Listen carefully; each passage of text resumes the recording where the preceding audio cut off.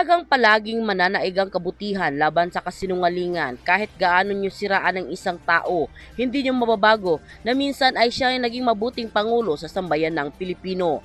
Talagang katotohanan lamang ang siyang wawasak sa inyong kasinungalingan. Sa pagtanggap ng ICC ng mga biktima di umano ng AJK ng programa noon ng dating Pangulong Rodrigo Roa Duterte. Sa 8,500 pages, 43 lamang na individuals ang opisyal na biktima di umano ng AJK. Akala nga ng mga kakamping at mga loyalista ay nagtagumpay na sila. Hindi porket nakapasa na ang 43 individuals na di umano'y biktima ng AJK ay marirepresenta na nila ang kabuuang 30,000 sa kanilang sinasabing na biktima di umano ng AJK. Kapag gagamitin ang 43 individuals bilang representation ng kabuuang 30,000, mapanganib ito sa ngalan ng batas at hustisya. Dahil kapag naabsuelto si dating Pangulong Rodrigo Roa Duterte, ibig sabihin nito ay yung 29,957 na natitirang AJK victims ay absuelto na rin. Pero bago tayo magpatuloy mga kachika, kung bago ka pa sa channel na to ay dapat lang na mag-subscribe ka na at pakiclick na din ang notification bell para mas maging updated ka pa lalo sa lahat pa na nangyayari sa ating bansang Pilipinas. Subscribe na at yun na nga mga kachika. Ayon sa viral post ni Explanation, and I quote, "My commentary about the 43 individuals as representation of the rest of the alleged AJK victims in the ICC. 8,500 pages pero 43 lang ang opisyal na biktima." Rappler said it's 30,000, which is a bloated number from the official police report used by ICC in their investigation. There's an argument that this 43 represent all the victims in criminal law. The cases are certain individuals don't represent the case of others. It doesn't work that way. The term AJK or extrajudicial killings is also applied to organize lethal enforcement of extra-legal social norms by non-government actors. Pero sa simpleng explanasyon, it's from the words extra and judicial. Yung extra means outside, sa labas. At yung judicial means may kinalaman ang korte or judicial process. Kung paghaluin, extrajudicial means mga patay na hindi authorized ng korte. Ang korte kasi ay pwedeng mag-order na pumatay ng tao as long as it's within the bounds of the law, like death penalty. Kaya lahat ng namatay na hindi dahil sa death penalty I consider na AJK. Since it also applies to non-state actors, AJK is not tukang related farsi. Gets? Meaning, hindi lahat ng AJK noong panahon ni Digong ay connected sa drug war. Ibig sabihin, lahat ng namatay ng murder sa awayan ng lupa, kidnapping, patayan ng mga drug cartels, awayan ng mag-asawa, mga awayan ng gangster, etc. ay ang AJK lahat yan. Pati yung namatay sa hazing, AJK iyan. Another thing, yung mga namatay sa illegal operation during drug war because of judicially proven self-defense due to the exigency of the situation, that's not AJK because it's within the operation of the law. This is the reason why in every administration there are AJK cases. Because AJK is not all about the drug war. The problem with the AJKs under Digong is lahat inassociate sa drug war. As a policy position, victims of the drug war should be named. Criminal law is specific sa tao, victim, and the perpetrator of the crime, yung pumatay, para ma-differentiate natin sa mga AJK victims na ito kung alin ang biktima ng drug war. Sa mga iba pang AJK na hindi related sa drug war, the full list of the names should be disclosed or identified. But since 43 lang ang ipinasa sa ICC, ibig sabihin yan ay 43 lang ang AJK victims na related sa drug war because criminal law is specific. If you will use 43 as a representation of the 30,000 that dangerous in the name of justice, why? Kapag maabsuelto si Digong, it means na yung 29,957 na natirang AJK victims ay absuelto na rin. If one is a true victim, one should not let the 43 represent his justice because the justice of one is not dependent on the justice of other people. Crime is individual. Paano na kung totoong drug lord talaga yung 43 at manalo si Digong? That would mean talo lahat ang 30,000 by mere representation. Gets? I support the cry of justice for the alleged victims. But what we are doing now is misguided. Si PRRD na mismo ang nagsabi, he will face the charges. If Duterte will lost in ICC, then so be it. But what if he wins? Wala na. Tapos na ang EJK issue. Mas marami pa yung SAP 44 at iyong 50,000 na pinatay ng CPP-NPA. Pero walang energy for the same. End quote. Matapos nga lumabas ang balitang ito ay umani agad ng samut-saring komento mula sa marami sa ating mga kachika na kung saan ay marami nga sa kanila ngayon ang hindi mapigilan ng kanilang sarili na maglabas ng kanilang hinaing at komento sa mundo ng social media. And the netizen posted, "Thank you Lord sa pagbigay ng linaw at pagbigay ng kalayaan sa dating Tatay Digong Boat Straight Pilipilaban. Paano na yun? Mga nanghuhusga, magsipaglayas na kayo sa Pilipinas, okay? Thank you so much, Attorney Kaufman, for defending our Tatay Digong. Sobrang na-miss ka namin, Tatay Digong. Please, come home na po. Tatay Digong loved the truth and he loved peaceful place and high moral value. To all the new generation, he is trying uplift the broken policies of the Philippines. Tatay Digong is our true national treasure in our hearts and minds. To all my kababayan, Filipino throughout the world, we should keep on praying for Tatay Digong health. Talagang napakabait ng Panginoong Diyos. Hindi niya pinahihintulutan na manaig ang kasamaan at kasinungalingan. Talagang ang mananaig ay ang katotohanan at kabutihan. Mabuhay po Tay Digong at makauwi po kayo ng ligtas. Malakas ang pangangatawan, makaraos na maluwalhati at makauwi para makasama ang pamilya mo, Tay Digong." End quote. Tristan Lodalo, Newswatch. Hi, Yusek. On another topic naman po, just yesterday, the defense team of former President Rodrigo Duterte formally asked the ICC pretrial chamber to dismiss or drop the case against the former president, citing lack of jurisdiction and legal basis. And may sinabi rin po sila doon sa kanilang letter na meron daw pong supposed letter from President Marcos stating his administration would not assist the court. Can the palace confirm if such letters exist na hindi raw po makikipag-cooperate yung Marcos admin sa ICC? Isa po yung kasi sa binanggit nung defense team doon sa pag-ask nila na madrop yung charges against the former president. Kung ang depensa nila ay walang jurisdiction ng ICC, then that's part of due process. Let them be. At kung ano ang magiging tugon po dito ng ICC, nasa kamay na po yan ng ICC. With regard to the letter, wala po ako sa ngayon, kung meron man, patungkol sa letter na yan. Ang letter po ba ay sinasabing hindi makikialam ang Marcos administration sa gagawin ng ICC? Kahit siguro po walang letter, hindi naman po talaga tayo makikialam kung ano po ang magiging mandato ng ICC. Pero hindi po worried ang palace, for example, that those statements of not cooperating with the ICC would weaken the charges against the president, a former president? It has been said many times na hindi naman po tayo nakikipag-cooperate sa ICC. Diba, napaka-awkward. Palagi nilang sinasabi, hindi tayo makikipag-cooperate sa ICC kasi walang jurisdiction ng ICC. O, anong nangyari? Si Tatay Digong andun sa ICC. Hindi daw makikipag-cooperate, wala daw jurisdiction ng ICC sa Pilipinas, pero yung kababayan natin na dating, di ba, dating Pangulo pa ng Pilipinas na isinurrender nila, alam niya saan? Sa ICC. Di ba? Ang gulo-gulo. Magulo kayo no? Ganyan kasi ang ginawa nyo. Ginulo nyo kasi. Ha? Hinanapan nyo talaga ng paraan para masurrender si Tatay Digong sa ICC. That's the truth. Tapos ngayon, hugas kamay kayo para kunwari, paninindigan nyo na walang jurisdiction ng ICC sa Pilipinas. Paano nga namin yun maiintindihan? Walang jurisdiction pero isinuko nyo ang dating Pangulo sa ICC mismo. Pag-uusapan natin ngayon, ito po, no? Formal na pong kinwestiyon ng defense team ni Tatay Digong sa The Hague, Netherlands, yung jurisdiction, no?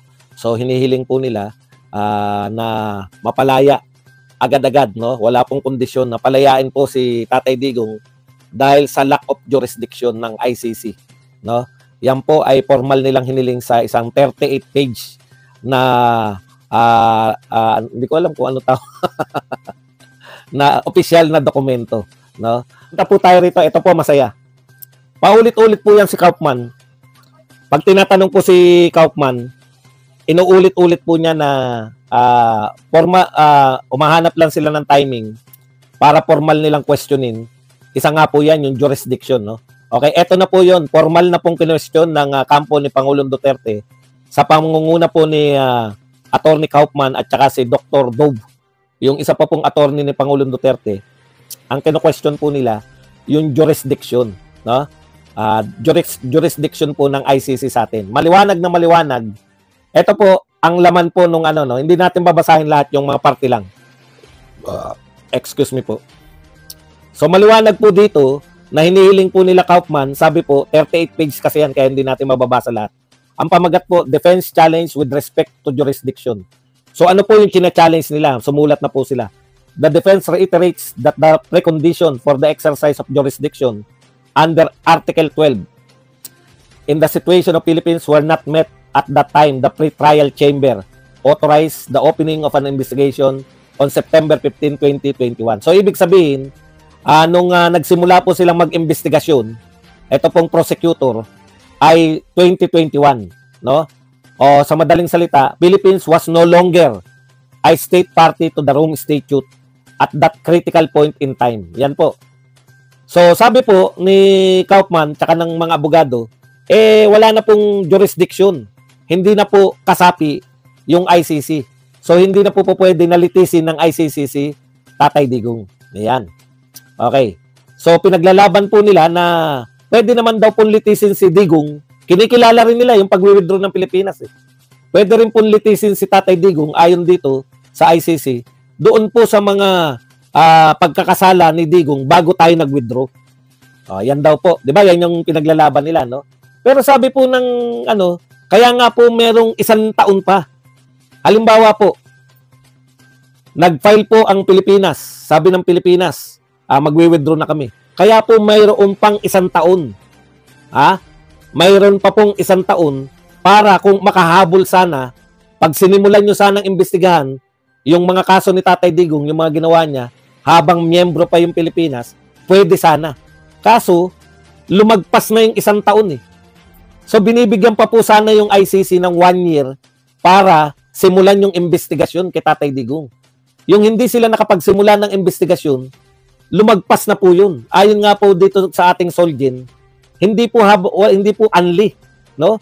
Hindi po unli pwedeng litisin. Meron lang pong period. Yan din po yung sinasabi ni Harry Roque. Tapos na yung 1 year period.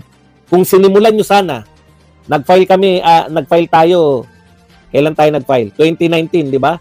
So, kung nagsimula sana kayo, 2018 tayo nag-file, 2019 nagsimula, before 2019 nagsimula kayo, pasok pa yun sa Rome Statute.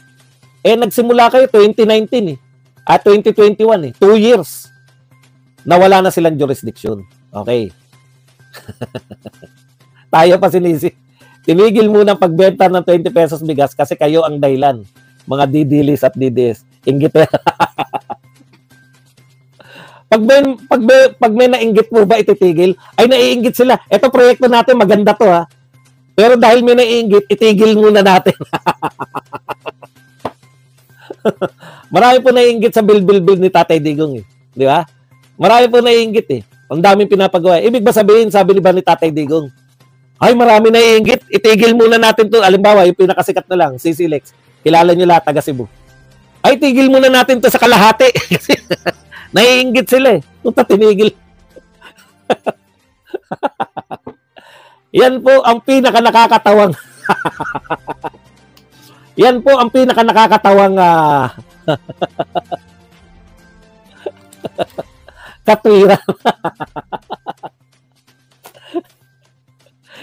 Pasensya na po kayo kung napuputol ako.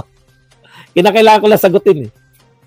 Kaya pala pinatigil yung 20 pesos dahil naiinggit kaming mga didilis ang tawag. Ayun pala yun. Ngayon ko lang, pwede pala ipatigil ang gobyerno. Ang magandang proyekto kung may naiinggit.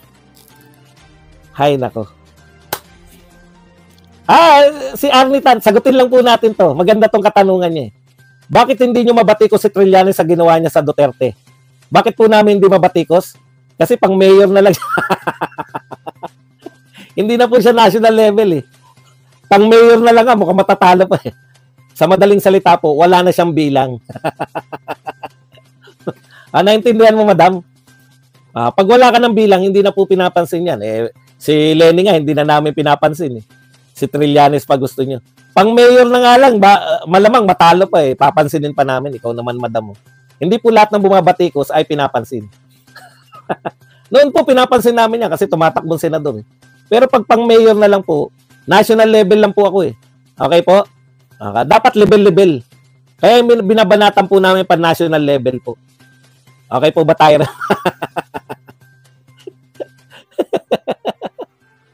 Okay, balik na po tayo. Nakakatuyo to. Matutuyuan ka dito sa mga to eh. Indeed, the defense is informed that neither the former or current prosecutor sought input from any of their special advisors on the issues pertinent to the current debate. So, sa madaling salita, tinuloy lang po ng prosecutor ngayon yung pagkakamali ng dating prosecutor na si Beth Soyda, no, yung babae. Tinuloy po ni American. Kaya po, wala na po talagang jurisdiction. Ito pong ICC kay Tatay Digong nalitisin kasi tapos na po yung reglamentong period na tayo po ay sakop pa ng ICC. Kung hindi ka nasakop, wala nang karapatan. O eto pa, dagdag pa, dapat pwede pong matuloy lang po yung ano po ang po pwede, 'di ba? Sabi naman ng ICC, pwede naman ituloy yan lalo na kung nakikipag-cooperate, nakikipag-cooperate yung state. Kung nakikipag-cooperate po ay yung presidente, yung voluntary. Kahit wala na pong ugnayan yung ICC, kasi kinikilala ng ICC na wala na ugnayan yung ICC at Pilipinas eh. Basta ba nakikipagtulungan pa yung estado na laban kay Tatay Digong. Di nag-isip ako, no? Kung nakikipagtulungan, mukhang nakikipagtulungan naman. Kaya lang, may mga sulat pala si President Marcos na hindi sila makikipagtulungan. Ito po, in an exchange of letters, President Marcos even gave a written undertaking to the effect that his government would not assist the ICC in any way, shape, or form. O, kita nyo? Ang nagpatatag pa po sa argumento ng mga abogado ni Tatay Digong ay yung mismong mga written na sulat. O, siyempre lahat po yan, alam na ng abogado, nakita na nila yan lahat. Mismong yung presidente ng Pilipinas nagsasabi at hindi niya po dinidina yan. Sinasabi niya po na hindi pa rin tayo hanggang ngayon nakikipagtulungan sa ICC. So, sino po ang nakikipagtulungan lang? O, di po ba? Pwede naman po yun kung nakikipagtulungan daw. Eh, lahat po ng pronouncement ni BBM, nagamit patuloy lang. May mga sulat, written, may perma po si BBM na ayan po ay hindi raw sila the Philippine government would not assist the ICC. Would not assist in any way, shape, or form. O, so wala na talaga. Pagpapakita po yan na wala na. Kahit po hanggang ngayon, sinasabi po ni BBM at saka ni Auntie Claire na hindi sila nakikipagtulungan sa ICC. Kaya po ang kahilingan po, ang ganda po ng argumento eh. With this, Duterte's team came to conclusion that all procedural steps taken in the situation and subsequently in the case against the former president lack legal foundation and should be nullified and forthwith. Okay. So wala pong legal na foundation. Ano? Hindi po legal ang pagkakakulong ni Tatay Digong hanggang sa kasalukuyan.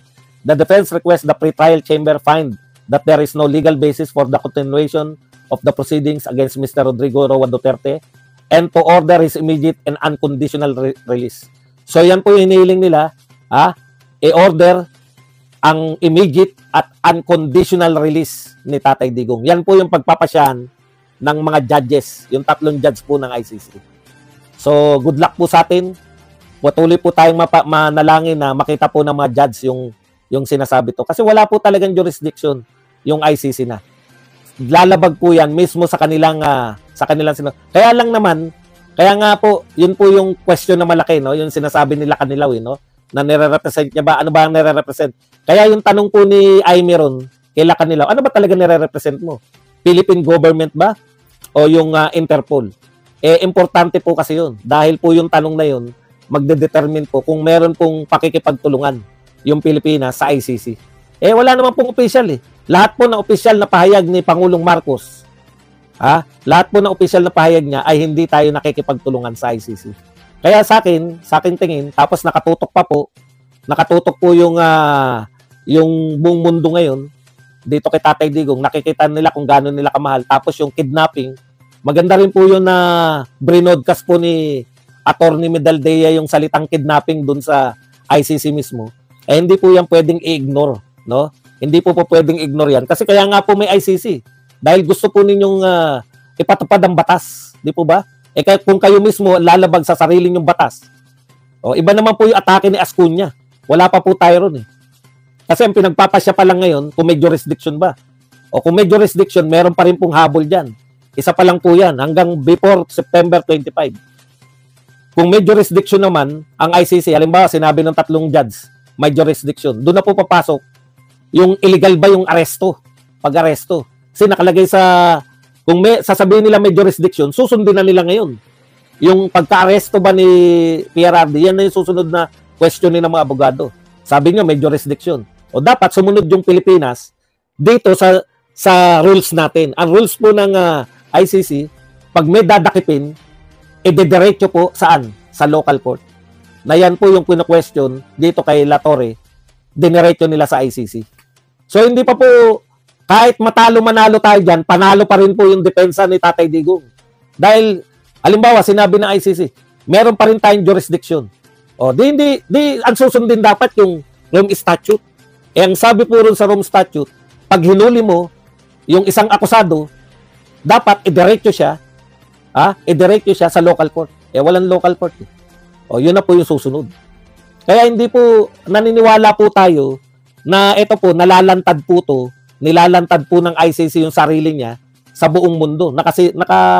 Hindi po dahil sa kung ano pa man, no? Talagang nakatutok po sa inyo yung buong mundo. Hindi po kayo pwedeng sabihin nyo na pwede nang hindi Pwede nang hindi idaan sa local court kasi international naman kami. Hindi po pwedeng mismong kayo ay lalabag. So dito muna tayo sa jurisdiction. Kino-question lang muna si Kaufman, jurisdiction muna. No? Meron pa ba silang jurisdiction sa Pilipinas noong 2021? Kung wala na silang jurisdiction, dismiss agad yan. Kinakailangan, kung wala ng jurisdiction, hindi na sa amin lilitisin yan. O may mga nagko-comment. Eh paano yan, Badong? Baka litisin na sa Pilipinas, baka ipakulong. Paano may papakulong? Wala nga 10 kaso. Wala pa pong kaso si Tatay Digong dito sa Pilipinas. Bakit sila ayaw nila magkaso dito? Kaya ayaw nila magkaso kasi sasabihin, oh, may kaso na kayo sa Pilipinas eh. Bakit pa kayo dumiretso dito sa ICC? Pinalalabas nga nila na hindi pwedeng litisin si Tatay Digong sa Pilipinas dahil hindi sila makakakuha ng hustisya. Yun po yung kaya sila nariyan sa ICC. So paano may papahuli yung tao na wala namang kaso? Hindi po ba? At pag dito, iba po yung kaso dito. Ku-questionin kagad yung may preliminary, di ba? Ku-questionin, pwede nang questionin yung mga ebidensya bago magsampahan talaga ng kaso. Yan po ang nangyayari dyan sa ICC. Very positive po tayo na malapit-lapit na po. Kasi hindi po pwedeng hindi magpasya eh. Hindi po pwedeng hindi magpasya agad yung korte, yung ICC. No? Kinakailangan po nilang pagpasyahan yan. Pag pinagpasyahan po nila na merong jurisdiction, sa tingin ko yun ay isusunod nila. Kung may jurisdiction, dapat sinunod ng Pilipinas yung nakalagay sa ating rules. Kung hindi nila sinunod, lalaya pa rin si At yun na nga mga kachika, kung nagustuhan mo ang hot topic natin for today's video, ay ano pang inaantay mo? Mag-like ka na at i-share mo na din para mas marami pang magkakaalam sa hot topic na ito. Maraming salamat!